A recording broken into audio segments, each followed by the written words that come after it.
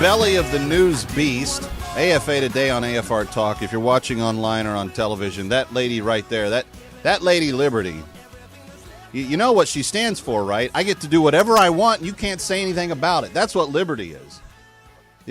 I get to do whatever I want, and you're not allowed to tell me one way or the other about it. Kevin McCullough, glad you're with us. 888-589-8840. I was reading in this I don't know, this silly website, the Weekly Standard. I don't know who these jokers are.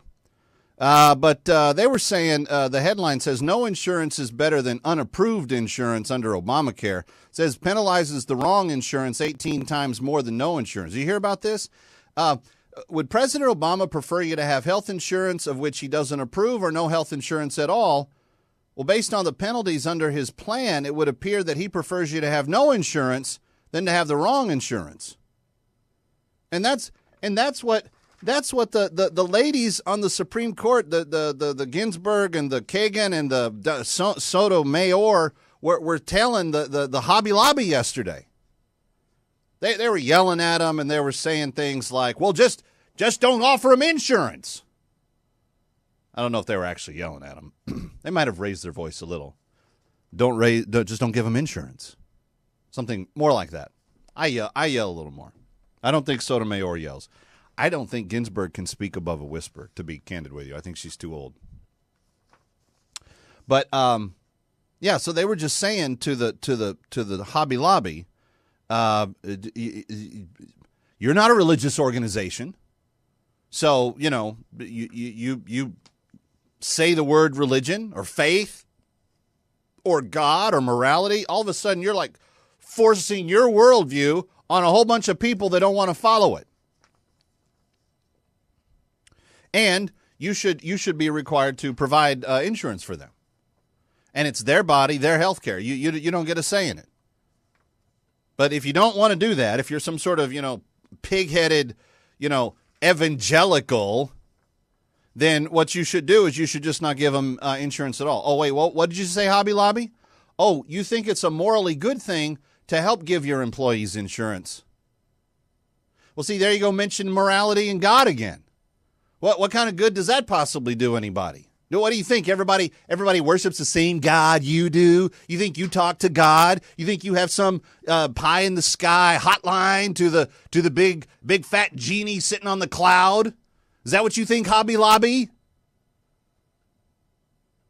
Don't you know that only civilized, educated people, the only thing that they will accept is that God might be there, but he would only be there for good humanitarian purposes, like giving people health care. And it's their body, so it should be their health care.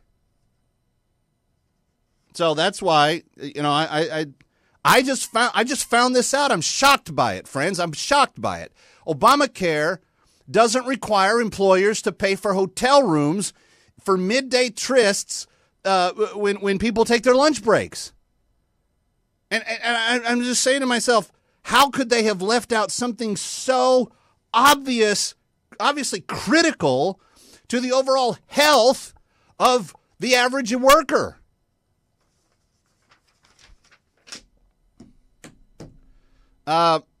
Some of you have some things to say about this. Let's go to the phones. Let's talk with Scott, who's in Ohio. Hi, Scott. Welcome. Hey, Kevin, I love your show, and I think you're onto something. But I think that, some of us can't find the opposite sex or the same sex, for that matter, to have our little affairs with. So why don't the employee fork up the money for the prostitution and call it sex therapy? Well, even that part of life doesn't always go right. So, and especially if you believe that on some level you have a right to do whatever you want with whatever you want, a tree, a brick, whatever. It's just, it's your body, it's your health care, right? So maybe they should. Like if there's emotional trauma that occurs from even an unwanted sexual advancement made on me, maybe the employer should be forced to pay for therapy for the person that did it, and for me, and for everybody else involved. Maybe that's how we approach that. because it's my body, it's my health care. You, who are you, silly, stupid employer, to say to me that I should have to pay for it myself? What is that about? 888-589-8840. There's some interesting ideas that you're putting out here. Everett is in Mississippi. Hi, Everett. Welcome. Yes, Kevin. This is Everett Jolly. I hear about all this craziness about women's reproductive health. I want to know about men's reproductive health. Why can't they pay for my vasectomy? Well, and that's the thing. I mean, if we're going to go down the path of saying that, that the ladies get to have all their doctor's stuff cared for, if they want to kill their kid or if they want to have, birth control or all that stuff, how can you not insist upon men? In fact, now that I'm thinking about it, and Brent, remind me to write this down in my letter to the president when we're done with the show today, because if we don't include this, it's going to be missed somehow. I think that Obamacare, and we know that the president can just go in and wholesale X out portions that he doesn't like and rewrite them. I mean, no other president's been allowed to do that, but this one's figured out some sort of way to get to skate on that, so he gets to do that. But what we should do is ask him to, in one section, provide things for men who want to be women, to give those men abortion coverage. Oh, I'm being told in my headset that that's already in Obamacare. So men that want to become women can get an abortion if they are able to even conceive. I wasn't a biology major, and I don't know how all that works, so I'm not going to even test it. But let's just assume that the simple assertion is valid. You've got at some level then to say, well, that man may need birth control or abortions or whatever, so you better give that to him. Of course, that still leaves out what the last caller was talking about, which is the anything reproductively related to a guy. So I guess maybe Obamacare should be forced to cover that too. See, they're leaving all kinds of things out here. Artificial contraception, external barriers, stuff like that. They're leaving out hotel rooms. They're leaving out all, and why shouldn't they be forced to pay for those things? It's my body. It's my health care. Why shouldn't an employer have to tell me that he's not going to pay for? How dare he? He thinks he can discriminate against me just because I'm not like him? I don't go to church on Sunday. He's some sort of prude. Let's talk to Alan in Oklahoma. Hi, Alan. Welcome. Glad you're with us. Well, thanks for having me. Sure. Well, while I was listening, one of the other guys already kind of touched on what I was originally going to say. Not only the hotel room, the Cialis, but the prostitutes as well. And they need to have insurance also. But while I was listening, something that you kind of touched on is what you had in your headset, that it actually does cover that. And me being a man, why should I have available to me a mammogram, and my wife have prostate exams available to her? Well, see, you're just being precisely on target there, Alan, because 1 out of every 100 men get breast cancer. So mammograms for men should be mandated coverage in healthcare coverage. That's just common sense. See, people have the wrong idea about the AFR audience. They say things that say, well, these people don't understand. You guys are making tremendous sense to me today. It's not. I'm not even concerned about that. I thought this was going to be some sort of hostile understanding. Ari is in North Carolina. Hey, Ari, welcome. Glad you're with us on AFA today.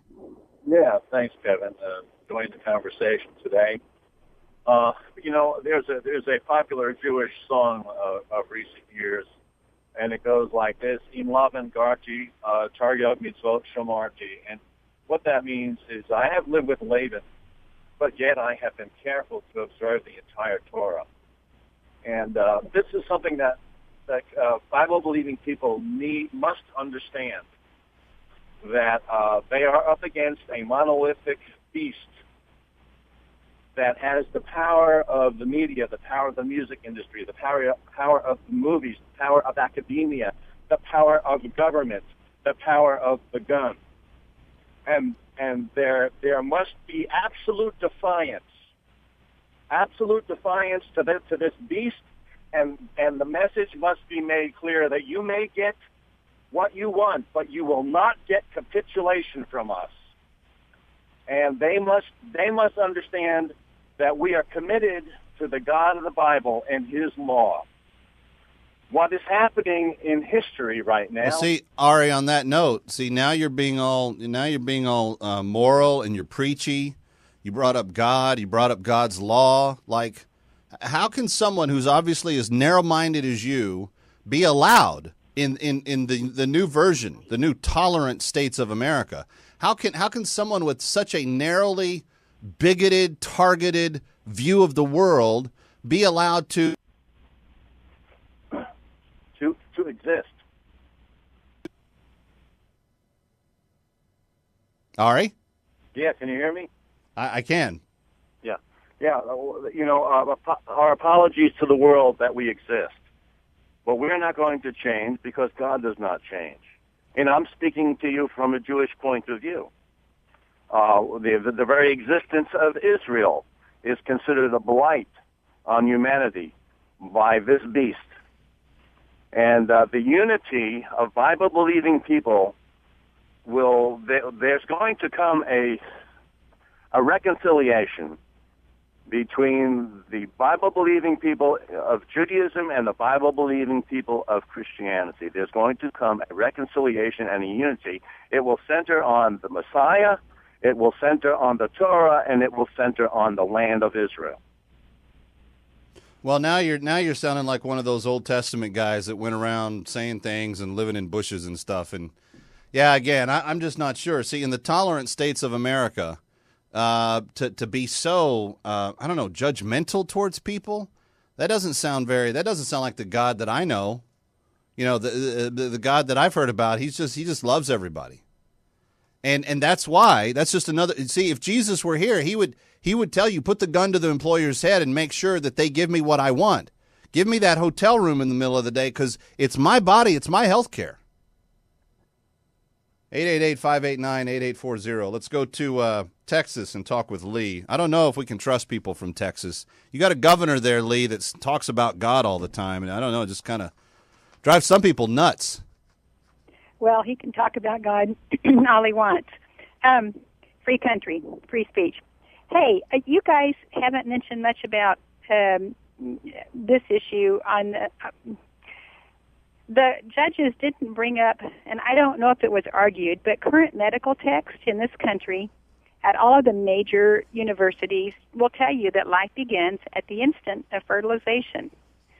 So in order for a person to comply with this new so-called healthcare law, one must then break U.S. law, state law, and probably universally accepted law around the world that thou shalt not kill, because in order to comply, we must kill. I don't know how we can have it both ways. Just wondering. But see, here's the problem, Lee. You had a guy that came from Texas who was the president who went off and killed people in Afghanistan and Iraq. So you're a hypocrite because you don't practice what you preach. State and medical science fact. Yeah, but what's the difference in President Bush killing a bunch of people and some people killing some cells in the womb of a mother? Well, you have two different instances here. You have an innocent child in the womb, and you have enemy combatants. I'm not sure why you would try to equate those things. Yeah, but you're calling them enemy combatants. It's clear from how our wise leader has stated that those people are just misunderstood. See, you think your religion, is so much better than everybody else's. Therefore, you've got to have this idea that it's okay to kill those guys, but you don't want me to kill these children who likely would grow up being malnourished or something. I mean, we don't have enough places for kids to live on the planet, according to what some talking points have told some of these people from somewhere.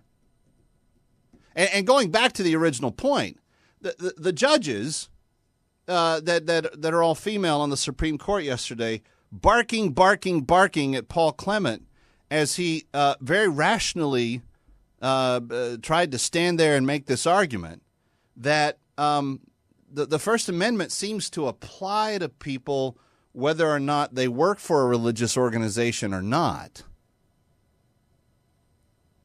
And I know that Sotomayor and Kagan and what's her name? Ginsburg. I know that they all believe that, that only religious organizations should get freedom of religion.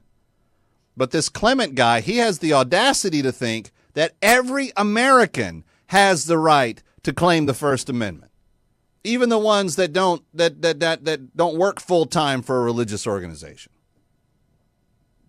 And I got to tell you, in the tolerant states of America, it seems to me this is going to be one of the biggest landslide Supreme Court. I mean, you got all three women saying that Hobby Lobby's out there attacking women and hurting women and wanting to keep women down.